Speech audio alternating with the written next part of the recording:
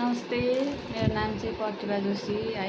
अनि हाल चाहिँ मेरो बसाइ धनगढी नेपालमा हो। म चाहिँ एउटा हाउसवाइफ हो। मेरो दुईवटा बेबीहरू छ। अनि मेरो दिनचर्या चाहिँ बिहानदेखि साँझसम्म बच्चाहरूसँगै जान्छ।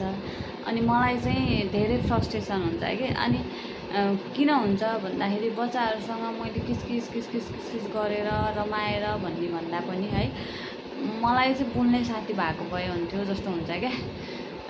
धेरै कुराहरू सेयर गर्न नमिल्ने अनि बाहिर जान नमिल्ने, हाँस्न नमिल्ने टाइपको, साथीहरूसँग बोल्न नमिल्ने टाइपको लाइफ भइसक्यो क्या अहिले आएर मेरो सिचुएसन चाहिँ।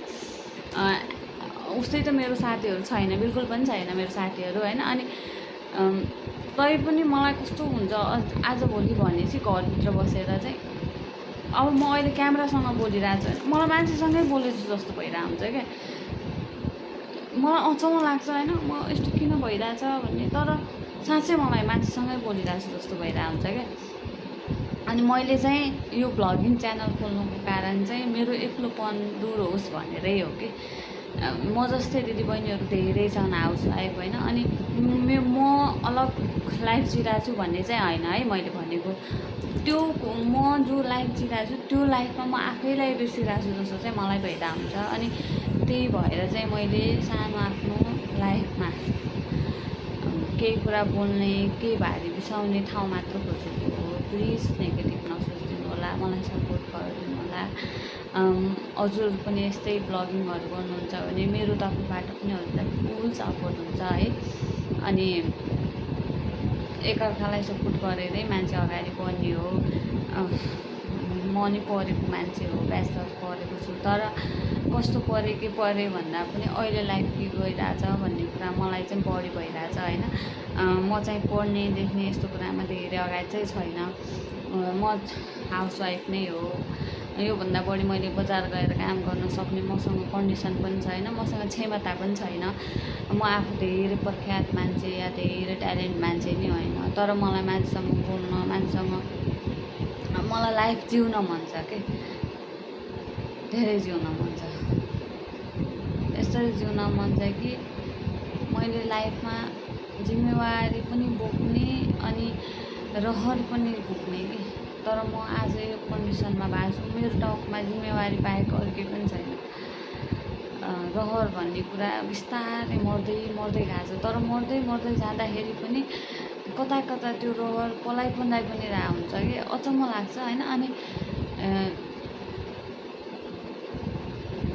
28 वर्षको भएँ म अहिले है। अनि 28 वर्षको एजमा आएर अहिलेको समाज म जस्तो धेरैले बाँचिरहेछ है। फेरि मैले अरूलाई जज गरेको होइन, मैले आफूलाई, मलाई चाहिँ संसार घुम्ने मन हो। सानो कुरामा रमाउने, सानो कुरामा खुसी हुने, सानो कुरा सेलिब्रेट गर्ने त्यस्तो मन हुन्छ है। तर अनि अहिले मेरो एज अनुसार जो मेरो लाइफ लागिरहेको हुन्छ मलाई चाहिँ त्यो चाहिँ मलाई इरिटेसन गर्छ क्या।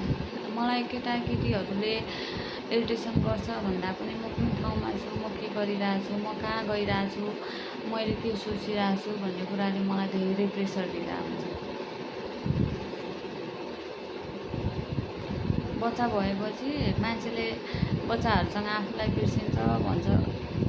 बिर्सिन्छ मेबी, तर त्यति पनि होइन कि उसको आफ्नो रहरहरू आफै मारिरहेको हुन्छ क्या। तर मार्दा पनि त्यो रहर पलाइ पनि रहेको हुन्छ कि।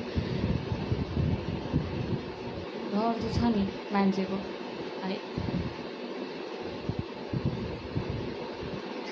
केही कुरा मनमा हुन्छ, मुखमा आउँदैन। मुखमा आएको कुराहरू धेरै कुरा मान्छेले नेगेटिभ रूपमा पनि लिन्छ है। मेरो चाहिँ ब्लगिङ च्यानल हो, प्लिज सपोर्ट गरिदिनु होला। मेरो फर्स्ट भ्लग हो यो है। अनि म चाहिँ हाउसवाइफ हो, म हाउसकै भ्लग देखाउने हो, मेरो लाइफ अनुसारको म के गर्छु कस्तो गर्छु म। अनि यस्तै बसेर टक होइन, अनि कुराहरू गर्ने। म जस्तै लेडिज हाउसवाइफ हुनुहुन्छ जो बच्चाहरूसँग या घरको जिम्मेवारीसँग घरभित्रै थन्किनु भएको छ, उहाँहरूसँग कुरा गर्ने हो मेरो चाहिँ है। अनि मबाट नि हजुरलाई सपोर्ट चाहिन्छ भने मैले फुल सपोर्ट गर्छु। हस् त, धन्यवाद।